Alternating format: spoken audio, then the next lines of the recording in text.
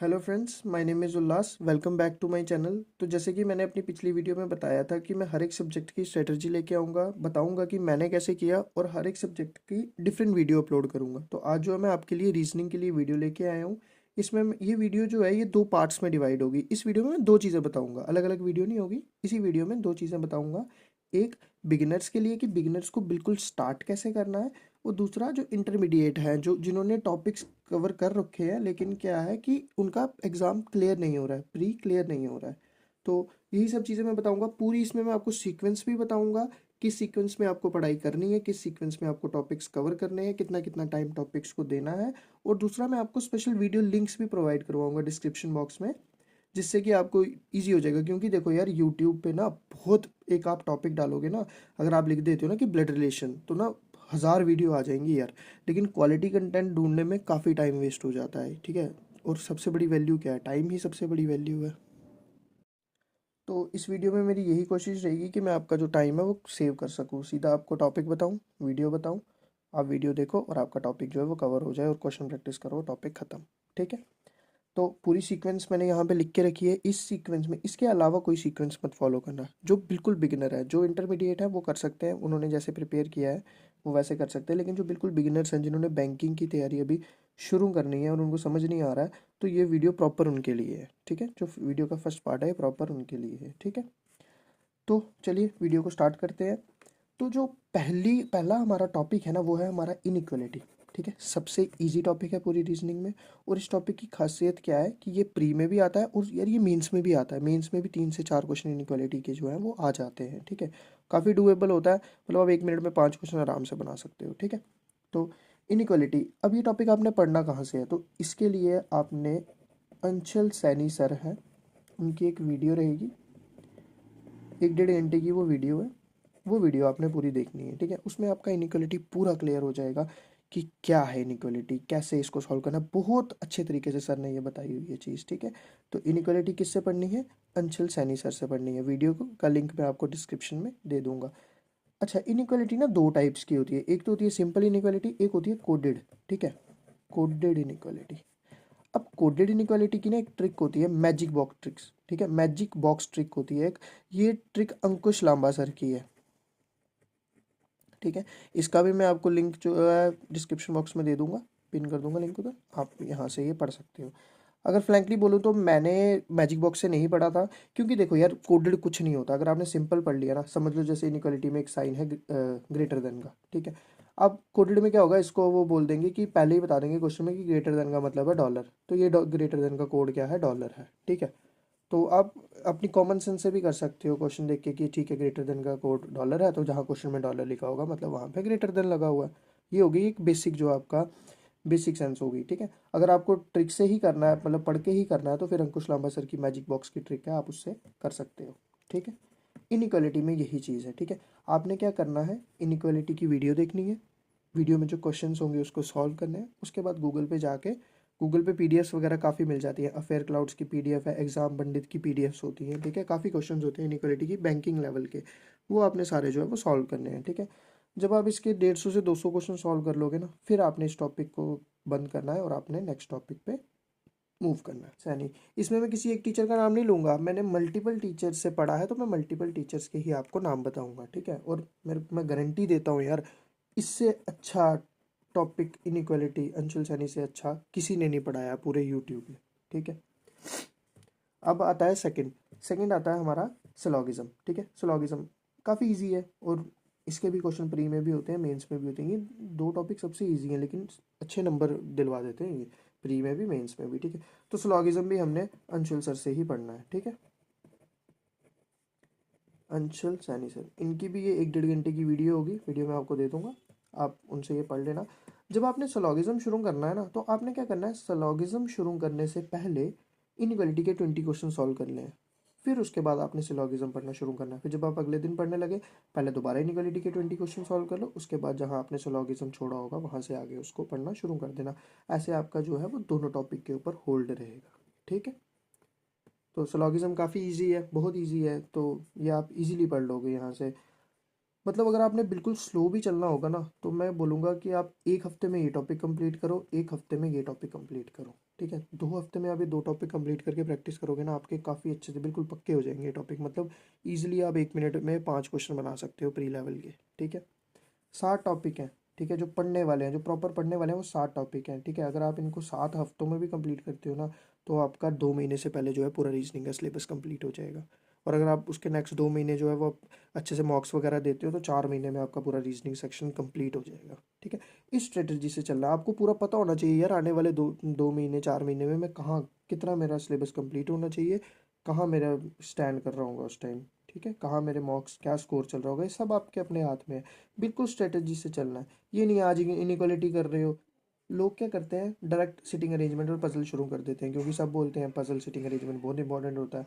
Important होता है यार, 35 मार्क्स का अगर प्री होता है तो 22 प्लस मार्क्स जो है वो सिटिंग अरेंजमेंट और पजल्स के होते हैं। ठीक है, लेकिन अगर आप डायरेक्ट पजल शुरू करोगे ना, तो ना आपके मिसलेनियस के टॉपिक्स अच्छे से हो पाएंगे, ना पजल्स के हो पाएंगे, क्योंकि पजल कंप्लीट करने से पहले आपको ये डायरेक्शंस, ब्लड रिलेशंस, ये ऑर्डर रैंकिंग वगैरह ये आनी चाहिए। डायरेक्शन आती होगी तो लेफ्ट राइट का पता चलेगा अच्छे से। ठीक है, ब्लड रिलेशन आता होगा तो सिटिंग अरेंजमेंट जो ब्लड वाले होंगे वो ईजिली बना पाओगे। ऑर्डर रैंकिंग पढ़ा होगा तो ऑर्डर रैंकिंग की पजल आती है पूरी, और मैक्सिमम टाइम ये आती ही आती है। छोटी सी पजल होती है, 3-4 क्वेश्चन होते हैं इसमें। ठीक है, 40 से 50 सेकंड में वो पूरी पजल बन जाती है। तो आप पहले मिसलेनियस कंप्लीट करो, उसके बाद आप पजल्स पे जाओ। ठीक है, तो नेक्स्ट टॉपिक है हमारा डायरेक्शंस। ठीक है, डायरेक्शंस आपने पढ़ना है। मेरे को नाम नहीं पता सर का, चैनल पता है मेरे को, फील फ्री टू लर्न। ठीक है, ये सर इंग्लिश में पढ़ाते हैं। ठीक है, ऐसे बॉदर मत होना कि यार इंग्लिश, कुछ लोग होंगे वो बोलेंगे नहीं हमको इंग्लिश में नहीं पढ़ना, हमको बहुत प्यारी इंग्लिश बोलते हैं यार, ये बिल्कुल बेसिक इंग्लिश, हर एक को समझ आएगी। आपको इंग्लिश नहीं भी आती होगी ना, तब भी आप बहुत इजीली समझ जाओगे। ठीक है, खाली देख देख के भी आप इजीली समझ जाओगे। पूरी प्ले लिस्ट है ये, 6 से 7 वीडियोस होंगी। ठीक है, 6 से 7 वीडियोस होंगी ये। इसमें आपका पूरा डायरेक्शन जो है, हर एक टाइप का क्वेश्चन जो है वो आपका कवर हो जाएगा। ठीक है, तो इसमें भी सेम स्ट्रेटजी अप्लाई करना। जब डायरेक्शन शुरू करोगे ना, तो पहले आपने 20 क्वेश्चन इनिक्वालिटी के किए थे ना, अब आप इनिक्वालिटी 15 कर देना, स्लॉग 15 कर देना। ठीक है, 15 question inequality, 15 question slog, 30 question करने के बाद आपने जाना है डायरेक्शन वाला, जिस दिन आप डायरेक्शन पढ़ रहे हो। ठीक है, तो एक हफ्ते में इजीली कंप्लीट हो जाता है ये भी। ठीक है, एक हफ्ते में, अब देखो हमने 3 हफ्ते में 3 टॉपिक इजीली कंप्लीट कर सकते हैं हम। ठीक है, ये 3 टॉपिक जो है ना, ये सबसे इजी है रीजनिंग के। ठीक है, सबसे इजी टॉपिक है। इसके बाद जो हमारा नेक्स्ट टॉपिक आता है वो आता है हमारा ब्लड रिलेशंस। ठीक है, ब्लड रिलेशंस में टफ नहीं बोलूँगा, इजी टॉपिक है, बहुत इजी टॉपिक है। ऑलमोस्ट सबको आता भी है, नहीं भी आता तो बंदा अपने रिश्तेदारों पे लेके भी इसको इजीली सॉल्व कर सकता है। ठीक है, ब्लड रिलेशन में पता है क्या प्रॉब्लम आती है, आपने ब्लड रिलेशन पढ़ा, आपने 3-4 दिन उसको पढ़ा, आप क्वेश्चन सॉल्व कर रहे हो ना, 3-4 दिन के बाद क्या होगा, आप क्वेश्चंस में कंफ्यूज होना शुरू हो जाओगे कि यार मैंने ऐसे पढ़ा था लेकिन ये अब ऐसे आ रहा है आंसर। ठीक है, तो उस चीज़ से बचना, अपने आप पे कॉन्फिडेंस रखना।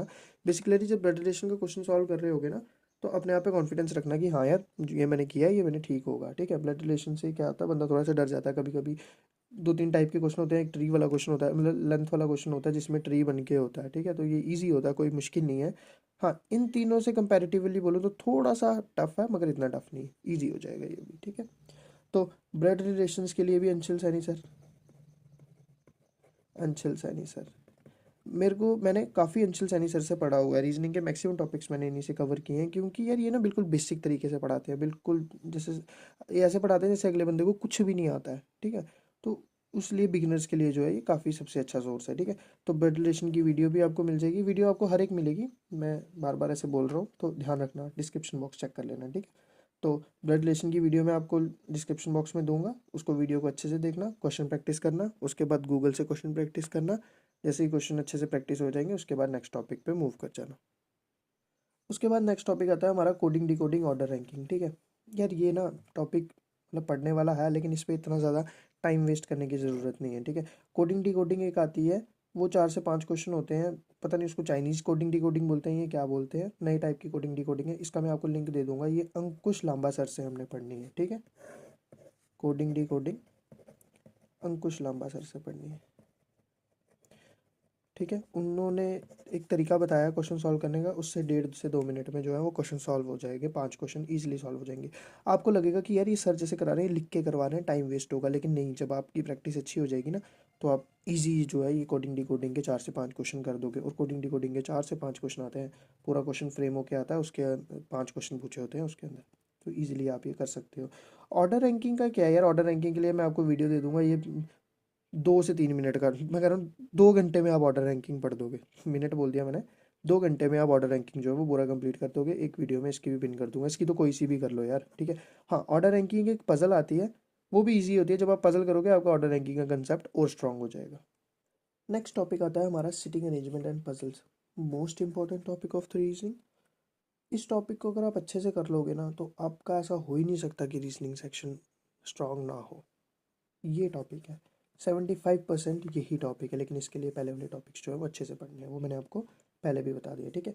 अब आता है सिटिंग अरेंजमेंट पजल्स, ठीक है। ये कुछ भी नहीं है, इसमें ये है कि प्रैक्टिस बहुत मैटर करेगी, क्योंकि स्पीड का चक्कर पड़ता है। बैंकिंग तो वैसे ओवरऑल बैंकिंग का पेपर आपको पता होता ही स्पीड पे है, लेकिन हाँ अगर रीजनिंग में बोलूँ तो पजल्स की स्पीड जिसकी अच्छी होगी वो एज में रहेगा, ठीक है। वो रीजनिंग को अच्छे से परफॉर्म कर पाएगा रीजनिंग सेक्शन में, ठीक है। तो सिटिंग अरेंजमेंट एंड पजल, इसमें क्या है, एक अंशुल सैनी सर की वीडियो है, जिससे आप थोड़ा बहुत ये सीख सकते हो कि कंडीशंस कैसे उतारनी है, कंडीशंस कैसे नोट करनी है आपने, ठीक है। इस वीडियो से आप ये चीज़ सीख पाओगे। और दूसरा प्रैक्टिस के लिए मैं बोलूँगा अंकुश लांबा सर की 1000 पजल सीरीज़ है, ठीक है। अंकुश लांबा सर की 1000 पजल सीरीज़ है, इसमें इन्होंने 1000 पजल्स करवाई हैं। तो आप सोचो यार कितनी प्रैक्टिस हो जाएगी आपकी। आप यहाँ से भी प्रैक्टिस करो, गूगल से भी प्रैक्टिस करो, है तो एट द एंड प्रैक्टिस पे डिपेंड करता है ना, ठीक है। तो इसके मैं लिंक आपको दूंगा, आप ये इम्पोर्टेंट ध्यान रखना, ठीक है, बहुत ज़्यादा ध्यान रखना, सिटिंग अरेंजमेंट और पजल्स, ठीक है। ये सबसे अच्छे से आपने करना है, ठीक है। आप आओ 4-5 क्वेश्चन, 10 क्वेश्चन, 15 क्वेश्चन बनाओ, बाकी के फिर आप सिटिंग अरेंजमेंट और पजल जो है वो शुरू कर दो, ठीक है। हो गया ये, ऑलमोस्ट हमारा रीजनिंग कंप्लीट हो गया। उसके बाद आता है इनपुट आउटपुट। इनपुट आउटपुट बड़ा इजी सा होता है, जैसे कोडिंग डी कोडिंग होती है ना, थोड़ा सा उसी टाइप का होता है। आपको बस समझना होता है कि ये कैसे मतलब हो रहा है, ये इनपुट डाल रहे हैं तो आउटपुट ये आ रहा है, ठीक है। इसके लिए मैं आपको एक वीडियो दे दूंगा, ठीक है, आप वहाँ से पढ़ लेना, अंशुल सर की ही है वो वीडियो। देखो यार, आप एक बारी पढ़ोगे ना उसके बाद डिपेंड करेगा आप क्वेश्चन कितने सॉल्व कर रहे हो, ठीक है। जितने ज़्यादा क्वेश्चन सॉल्व करोगे उतना आपका टॉपिक जो है वो स्ट्रांग होता जाएगा, ठीक है। तो इनपुट आउटपुट हो गया, सिटिंग अरेंजमेंट हो गया, हमारे जो मेन 7 टॉपिक है ना, ये हमारा पूरा रीजनिंग कवर करते हैं। प्री का तो ऑलमोस्ट यही है, प्री में इसके अलावा कुछ भी नहीं आएगा, ठीक है। हाँ, एक चीज़ मैं बताना भूल गया, जब आप कोडिंग डिकोडिंग करोगे ना तो यार जो अल्फ़ाबेटिकल सीरीज़ होती है ना, ABCD, इनके नंबर्स याद कर लेना। जैसे ए कितने पे होता है, A1 पे होता है, D4 पे होता है, ठीक है, J10 पे होता है, ऐसे ना नंबर्स याद कर लेना, और रिवर्स में भी याद करना, ठीक है। रिवर्स में भी आपको याद होने चाहिए कि आगे से M कितने पे आता है 13 पे, पीछे से M14 पे, ये सारा आपको पता होना चाहिए, ठीक है। तो ये चीज़ें आप ध्यान रखना कोडिंग डिकोडिंग में, ये चीज़ जो है वो पढ़ लेना। हाँ, लोग बोलेंगे आपको कि यार ABC आप उतार लो, जब आप पेपर करने लगोगे तो ABCD Z तक उतार के नंबर लिख लेना, लेकिन यार मैं बोलूँगा आप याद कर लो, क्योंकि उधर आपका 1 मिनट उतारने में लग जाएगा, वहीं 1 मिनट में आप 4 क्वेश्चन सॉल्व करके आगे चले जाओगे, ठीक है। तो ये चीज़ का ध्यान रखना, याद कर लेना आप, ठीक है। रट्टा मार लेना, लोग बोलते हैं रट्टा नहीं मारना, भाई पेपर निकालना है रट्टा मारना पड़ेगा बहुत चीज़ों को। जब GA की बताऊँगा तब देखना कितना रट्टा मारना पड़ेगा। तो रीजनिंग का हमारा 7 टॉपिक जो इंपॉर्टेंट है वो कंप्लीट हो चुके हैं, ठीक है। अभी तक मैं आपको बता चुका हूँ कैसे पढ़ने हैं। उसके बाद आते हैं अभी लास्ट, इनको मैंने AB इसलिए मांग किया क्योंकि ये मुझे लगता है कि सबसे कम इंपॉर्टेंट टॉपिक है, ठीक है। Data sufficiency and statement and conclusion, इसको तो मैं बोलूँगा भाई पढ़ो ही मत, इसको तो मैं क्रॉस मार देता हूँ। एक तो ये आता मेंस में है, ठीक है। दूसरा इसका क्या सीन है भाई, यार ये ना इंग्लिश की तरह है, एक आ जाएगा स्टेटमेंट, उसके कंक्लूजन होंगे, आपको बोलेगा बताओ कौन सा सही है, आपको लगेगा ये सही है, आप मार्क करके आओगे, पेपर में वो गलत हो जाएगा, पेपर में जिसने एग्जामिनर ने डाला होगा उसके हिसाब से कुछ और ही सही होगा, ठीक है। तो ये जो ये है ना, ये नेगेटिव करवाते हैं, ये नेगेटिव करवाने के लिए, ठीक है। तो इसको मैं बोलूँगा मना ही करूँगा आपको, इसको मत ही पढ़ो, ठीक है। हाँ, कोई बिल्कुल ईजी होगा, सामने समझ आ रहा होगा ना देख के कि हाँ भाई ये बोला है तो यही होगा, वो कर देना, ठीक है। कि डाटा सफिशिएंसी का क्या है, इसका क्वेश्चन ना इंसान को फंसा देता है, ठीक है। इसमें कभी कभार ना क्वेश्चन आपको लगेगा यार बहुत ईजी है, लेकिन आप क्वेश्चन बनाने लगोगे ना तो बहुत टफ हो जाएगा वो क्वेश्चन, और आपका टाइम वेस्ट हो जाएगा। प्री में तो आने ही नहीं वाले हैं, आने ही मेंस के हैं, ये दोनों मेंस के टॉपिक हैं। तो आप डाटा सफिशिएंसी, स्टेटमेंट कंक्लूजन छोड़ दो, डाटा सफिशिएंसी की मैं एक वीडियो दे दूंगा आपको, वहाँ से पढ़ लेना आप। मैं देखता हूँ कौन सी इसकी कोई अच्छी सी वीडियो होगी जो मैं आपको बता दूंगा, आप देख लेना वहाँ से वीडियो। हाँ, मगर ये 7 टॉपिक आपके अच्छे से कवर होने चाहिए, ठीक है, क्योंकि मेंस में भी यही 7 रोल प्ले करेंगे, ठीक है। प्री में तो आपको सारा करना है, ठीक है। अब बात आती है मॉक्स कब देने हैं हमने, ठीक है। अभी मैं प्री की बात कर रहा हूँ, मेंस की बात अभी करूँगा मैं, ठीक है। मॉक्स कब देने हैं हमने, देखो यार आपने बहुत वीडियोज़ में सुना होगा, वो बोलते हैं पहले दिन से मॉक्स शुरू कर दो। यार मेरे को आप एक बात बताओ, अगर एक बच्चा जैसे मैंने शुरू किया था बिल्कुल स्क्रैच से शुरू कर रहा है, उसको कुछ भी नहीं पता यार, उसको इनइक्वालिटी में ये भी नहीं पता होता क्या है, वो क्या मॉक देगा, उसका तो 100 में से 0 स्कोर आएगा, ठीक है ना। फालतू की डिमोटिवेशन आएगी बंदे को जब 100 में से 0 स्कोर आएगा, टॉप करके देखेगा 100 में से 90 95, बोलेगा यार मैं तो कभी कर ही नहीं पाऊंगा। स्टार्टिंग से मॉक देने का कोई फ़ायदा नहीं है। हाँ, मॉक देने हैं जब आपके 4 से 5 टॉपिक, जैसे आप सिटिंग अरेंजमेंट तक पहुँच गए तो आपने कुछ नहीं करना, मॉक ओपन करना है, ये वाले टॉपिक आपने मॉक में देना है, बाकी मॉक सबमिट कर देना है, ठीक है। ऐसे करना है आपने। और जब एक बारी पूरा कंप्लीट हो जाए, 1.5 से 2 महीने में सिलेबस कंप्लीट करके फिर सिर्फ मॉक्स देने हैं, मॉक से प्रैक्टिस करनी है, क्योंकि जो आपकी स्पीड है ना, उनका स्पीड इक्वल टू मॉक्स। आपकी जो स्पीड है ना, वो सारी स्पीड आपकी मॉक से ही बनेगी, ठीक है। तो मॉक्स पे ध्यान देना है आपने, लेकिन थोड़ा सा सिलेबस कंप्लीट करने के बाद ऑलमोस्ट 65 से 70% आपका सिलेबस कंप्लीट होना चाहिए। उसके बाद जो है आप मॉक दे सकते हो। अगर आप मेरे से पूछो मॉक्स का सोर्स क्या है, तो पहले आप सिर्फ फ्री वाले मॉक्स देना। काफ़ी मॉक्स जो है वो फ्री वाले होते हैं, गूगल पे भंडार है फ्री मॉक्स का, ठीक है। पहले फ्री वाले दो, बाय नहीं करना स्टार्टिंग में, ठीक है। जब आपका थोड़ा हार्ट बैठ जाएगा उसके बाद मॉक लेने हैं, ठीक है। मैं अपने बता देता हूँ, मैं किसी चीज़ को प्रमोट नहीं कर रहा। मैंने एक टेक्स्ट बुक का मॉक लिया था, ठीक है, 300 400 का है ये ईयरली पैकेज। एक ऑलिव बोर्ड का लिया था, ठीक है। ऑलिव बोर्ड थोड़ा कॉस्टली है, ये 1500 2000 के आसपास पड़ेगा आपको। पहले आप टेक्स्ट बुक लो, एक आप ऑलिव बोर्ड लो, ठीक है। टेक्स्ट बुक में इसलिए बोल रहा हूँ क्योंकि इसका मॉक इजी लेवल का होता है, ऑलिव बोर्ड का मॉक हार्ड लेवल का होता है, ठीक है। ऑलिव बोर्ड का मॉक थोड़ा हार्ड होता है, लेकिन जो एग्जाम लेवल है ना, वो इन दोनों के बीच में लाई करेगा ना। वो ऑलिव बोर्ड का होगा, इतना टफ भी नहीं होगा, ना वो टेक्स्ट बुक का होगा, इतना ईजी भी नहीं होगा, ठीक है। टेक्स्ट बुक का मॉक इसलिए आपका कॉन्फिडेंस बूस्ट करने के लिए, आपके मार्क्स उसमें अच्छे स्कोर होंगे। और ऑलिव बोर्ड अगर गलती से एग्जाम डिफिकल्ट आ जाता है तो आप उसको टैकल कर सको, क्योंकि आपने पहले ही मॉक जो है वो टफ लेवल के दिए हुए हैं। हाँ, अननेसेसरली टफ मॉक देने की ज़रूरत नहीं है। कोई क्या होगा, बहुत ही ज़्यादा टफ होगा, लेकिन ना उससे सिर्फ डिमोटिवेशन आएगी और कुछ नहीं होगा, ठीक है।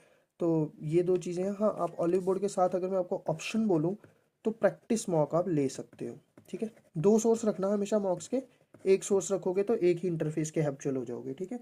2 सोर्स रखना, एक टेक्स्ट बुक, उसके साथ आप या ऑलिव बोर्ड ले लो या प्रैक्टिस मॉक ले लो, ठीक है। बेस्ट अगर आप बोलो तो ऑलिव बोर्ड इज़ बेस्ट, ठीक है।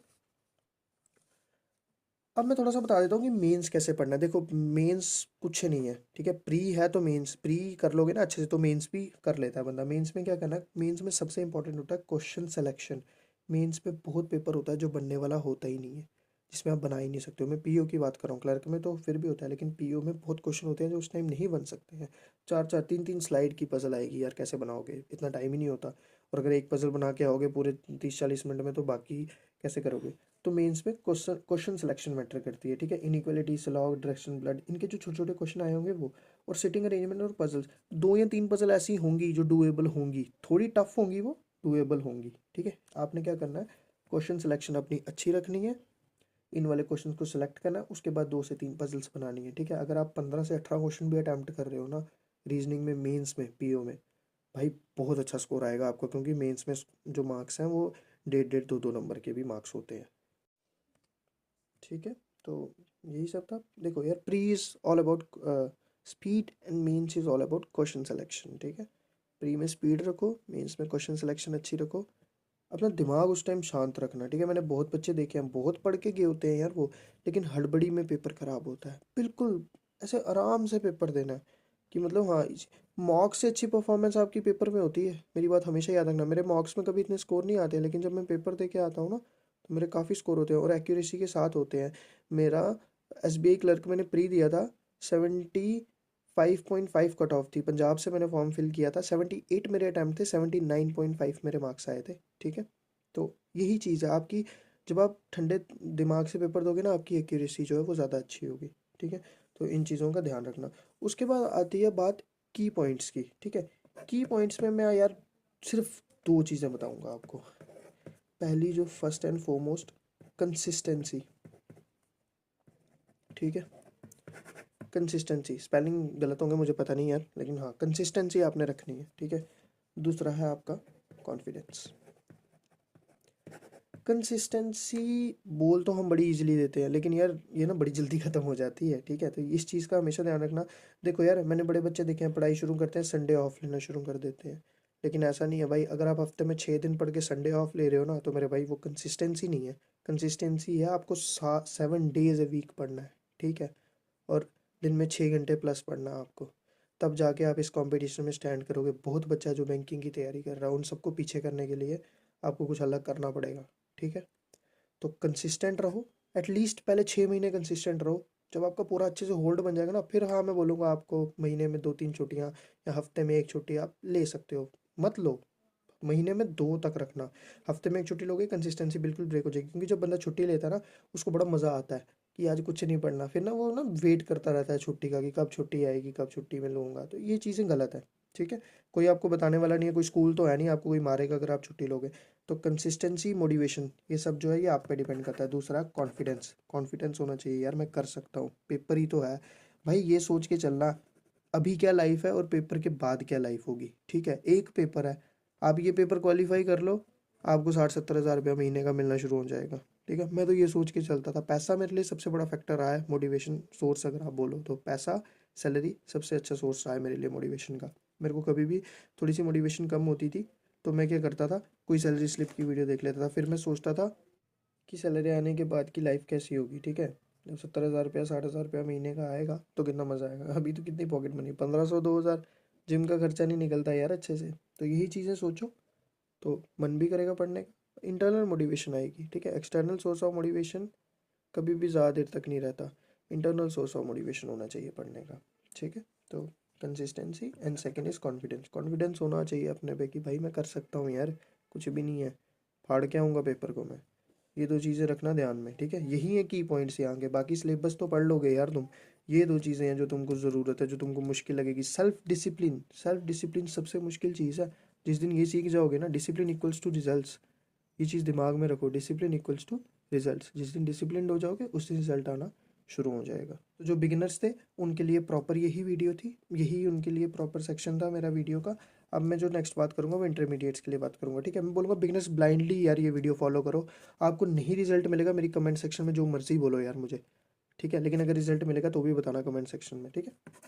तो ये रहा बिगिनर्स के लिए। अब हम बात करते हैं इंटरमीडिएट्स के लिए। तो जो इंटरमीडिएट्स है, देखो यार, आपको मैं ये एक्सपेक्ट कर रहा हूँ कि आपको हर एक टॉपिक आता है। जो मैंने पहले ये 7 टॉपिक बताया ना, ये तो आपको अच्छे से आते हैं, ठीक है?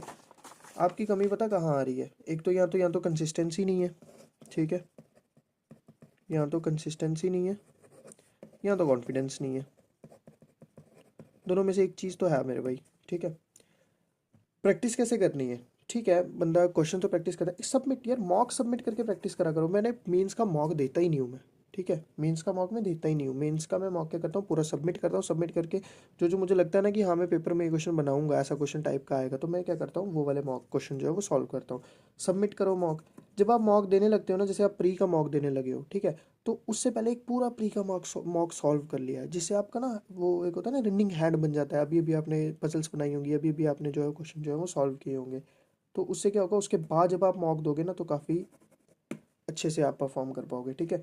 तीसरी चीज़ जो है वो आती है इम्प्लीमेंटेशन। वही जो मैंने पहले बोली मेरे भाई, जब पेपर दे रहे होगे ना, इम्प्लीमेंटेशन आपकी अच्छी होनी चाहिए। मैंने बोला पेपर देते टाइम कभी भी अपने दिमाग में टेंशन नहीं रखना, कभी भी नर्वस नहीं होना, ठीक है? मैंने एसबीआई क्लर्क का मेंस जो है वो नर्वस होके दिया था, मेरा पेपर वो अच्छा नहीं गया था, मैं डर गया था। डर क्या गया था ऐसे, मतलब पता नहीं क्या हुआ, फ्रस्ट्रेट हो गया, मेरा पेपर रह गया वो। उसके अलावा मेरा अभी तक कोई पेपर नहीं रहा, क्या एसबीआई पीओ, क्या आईबीपीएस पीओ, क्या आरआरबी पीओ, ठीक है? तो ये चीज़ें आप ध्यान रखना। इम्प्लीमेंटेशन सबसे ज़रूरी है। मॉक दो, मॉक सॉल्व करो, और इम्प्लीमेंटेशन अच्छी रखो, कंसिस्टेंसी रखो, ठीक है? कभी कभार बड़ी ज़्यादा डिमोटिवेशन आती है, छोड़ यार नहीं हो रहा, लेकिन नहीं, failure is just a part of success, ठीक है? ये चीज़ हमेशा दिमाग में रखना। दूसरा, अपने आप पे कॉन्फिडेंस रखना, ठीक है? डिसिप्लिन, मैंने पहले भी बोला, discipline equal to results. Confidence, consistency और डिसिप्लिन रहो अपने साथ, ठीक है? इंटरमीडिएट्स के लिए ज़्यादा कुछ नहीं है यार, आप पहुंच चुके हो। बस आपको थोड़ा सा अपने आप को और पुश करने की ज़रूरत है, ठीक है? ये 3 चीज़ों पे ध्यान दो। और हमेशा यही चीज़ ध्यान रखना कि पेपर उधर जाके आराम से देना। मैंने देखा है जो बच्चे अच्छे से पढ़ के जाते हैं, लेकिन अगर उधर जाके वो अच्छे से पेपर नहीं ना दे पाए, तो फिर क्या होता है, पेपर ख़राब हो जाता है और बंदा सोचता है यार मैंने इतना पढ़ा हुआ था। लेकिन लास्ट में जो होता है ना, लास्ट में जाके प्रॉब्लम क्रिएट हो जाती है जब बंदा उधर जाके अच्छे से परफॉर्म नहीं करता, ठीक है? तो बिल्कुल काम कूल माइंड से पेपर देना है, ठीक है? प्रैक्टिस करो, आपका बस होने ही वाला है, ठीक है? तो यही था आज की वीडियो में। तो आप देख सकते हैं बिगिनर्स के लिए ज़्यादा है ये वीडियो। बिगिनर्स में मैंने हर एक वीडियो का लिंक आपको मिलेगा, आप बिल्कुल इजीली इसी, मेरी बात यार ना, सीक्वेंस यही रखना। मैंने सीक्वेंस बनाई है, कुछ सोच के बनाई होगी, क्योंकि हर एक टॉपिक जो है ना वो अगले टॉपिक को हेल्प करेगा। तो सीक्वेंस मेरे भाई यही रखना सारे, इस सीक्वेंस में पढ़ो। इंटरमीडिएट्स के लिए प्रैक्टिस का मैंने बोला, कंसिस्टेंसी, कॉन्फिडेंस, ये 3-4 चीज़ें रखो, आपका ज़रूर सिलेक्शन होगा। Till then, thanks for watching. Do like, share and subscribe for more videos. Thank you.